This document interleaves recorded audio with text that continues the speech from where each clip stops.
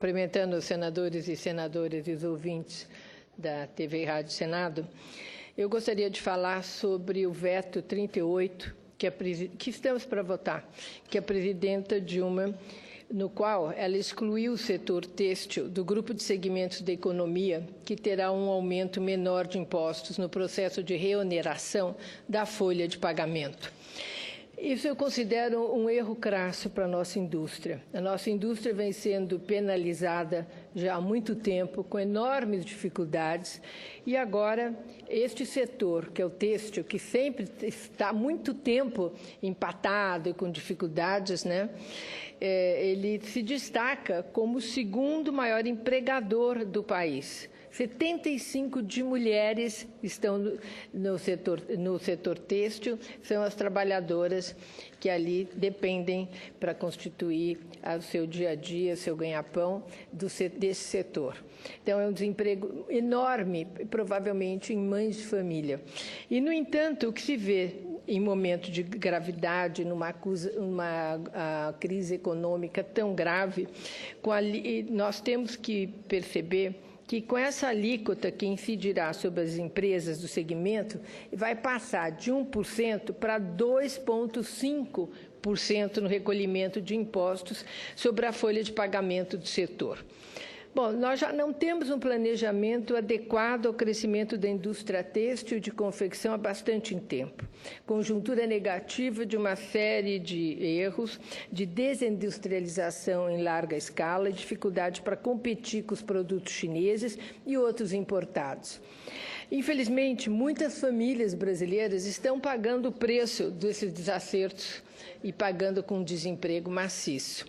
A Associação Brasileira de Indústria Têxtil, a ABIT, ela estima que, se mantivermos este veto da presidenta, serão 28 mil confecções no país que serão afetadas. E as demissões, que já estão previstas para 100 mil, vão ser muito mais graves e avassaladoras. Já estão na rua 24 mil trabalhadoras, frutos da crise que estamos vivendo. Bom, não é a hora de penalizar a indústria têxtil, milhares de trabalhadores, né? E pelos desarranjos do governo, a equivocada condução da economia e tudo mais que vem sendo noticiado.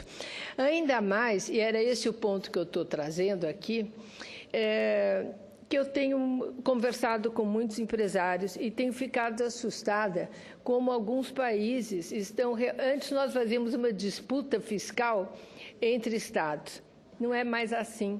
Hoje, eu nem chamo de disputa fiscal, mas é um lugar onde você pode não fechar suas portas, a sua indústria vai conseguir ter condição de sobrevivência com outros países. E o país que está mais atraindo hoje empresas brasileiras é o Paraguai, promovendo formalização da sua economia. Por exemplo, o regime Maquila, que visa um ambiente ideal de negócios, possui uma lei de adequação fiscal e de incentivos para o investimento privado, quer dizer, simplificação, barateamento de trâmites, tudo que aqui a gente não consegue fazer. Por meio desse regime, o nosso vizinho está atraindo investidores de todo tipo, mas principalmente brasileiros, para a produção de bens de serviço de exportação. Os dados do Banco Mundial apontam que o Paraguai recolhe uma das menores taxas de impostos da região, 10%. Se a gente comparar com o Brasil, 27%. Se a gente comparar com a Argentina, 35%. Venezuela, 34% e o Chile, 40%. Né? Quer dizer, nós vemos que todas essas economias não estão favorecendo as indústrias nacionais. Agora, o maior incentivo fiscal do regime de Maquila é o tributo único. Vocês acreditam que o tributo é de 1% sobre o que foi agregado em território paraguaio? Isso sobre matéria-prima e insumos nacionais. 1% de imposto é na eletricidade, na água, na telefonia e na mão de obra. E, além disso, você pode, no Paraguai, importar matéria-prima com isenção de impostos de qualquer lugar do mundo. E vai ver o custo de uma importação de matéria-prima aqui para determinadas confecções brasileiras e determinados insumos que a indústria têxtil hoje, exatamente porque está degringolando há tanto tempo, hoje tem que importar. Eventualmente, para reexportar o produto, isso no Paraguai, você não paga nada para matéria-prima. Tem 1% que é a taxação que eu já mencionei. E depois você pode enviar com um imposto de 1%, é o que você paga lá como taxa, e aí pode vir para o Brasil através do Mercosul, é taxação zero. Quer dizer, aí você vê o empresariado que eu tenho conversado, tem dito, mas no Brasil é 30% a mais o meu custo. Não dá para... Não dá. Eu estou indo para lá. E não são um ou dois, são muitas empresas brasileiras. Quer dizer, além de a gente já estar num processo de desindustrialização há tempo, agora isso está se acelerando enormemente. Vai ser muito tempo para recuperar tudo isso.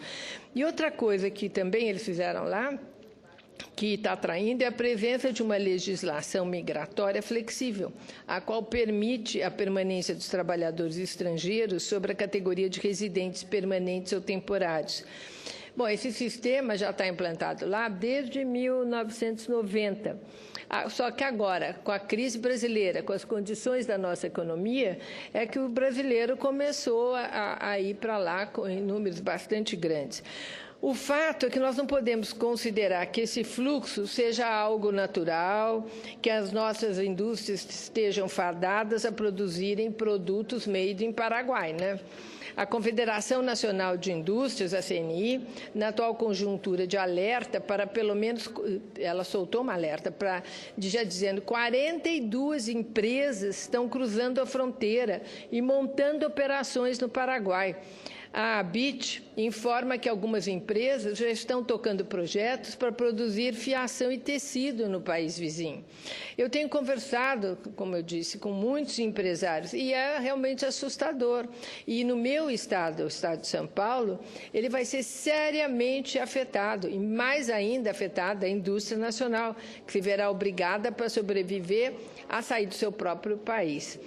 À vista de tudo isso, não é nada compreensível o entendimento expresso nas razões do veto, porque aí você vai tentar entender por que foi vetado. E está assim, são prejuízos sociais. E eu me pergunto, qual prejuízo maior do que a população, o trabalhador está perdendo emprego? Existe prejuízo maior, senadora Lúcia Vânia? Não existe. Então, nós não podemos... A situação, aquela desoneração já foi feita para uma situação difícil. Aí resolvem desonerar alguns. A indústria têxtil, que é das mais importantes, não foi contemplada como os outros. Vai ter uma pequena... vai ser diferente. E é uma indústria, não só onde nós empregamos muitas mulheres, mas é uma indústria que eu acho muito interessante para a mulher, no sentido que existem também as possibilidades de trabalho sem ser numa fábrica. É algo que muitas vezes interessa a família. E fora que interessa a indústria nacional, onde nós já tivemos expoentes de tecidos maravilhosos e temos, em várias áreas, confecções que competem com o mundo todo. Agora, o que ocorre é que é uma série de custos que a indústria tem de suportar para fabricar os seus produtos no Brasil. E esse setor... hoje, ele está beneficiado com a desoneração, que não tem que ser para a vida inteira. A desoneração foi feita num determinado momento. Ela pode durar um outro momento, mas não é agora. Uma hora dificílima para todos, com crédito dificílimo, né? Não é esse momento. E também com desemprego que essas pessoas brasileiras vão sofrer, o emprego vai ser no Paraguai, não vai ser aqui. Então, tudo isso, o custo Brasil só corrobora que essa situação é muito lesiva para o Brasil. E no vulnerável cenário econômico em que nós estamos vivendo, nós não podemos permitir que esse setor seja outro que vai pagar o pato e, consequentemente, ele tenha uma diminuição ainda maior na sua produção, no seu nível de emprego e se veja escorraçado do Brasil. Era isso que eu tinha a dizer, senhor presidente.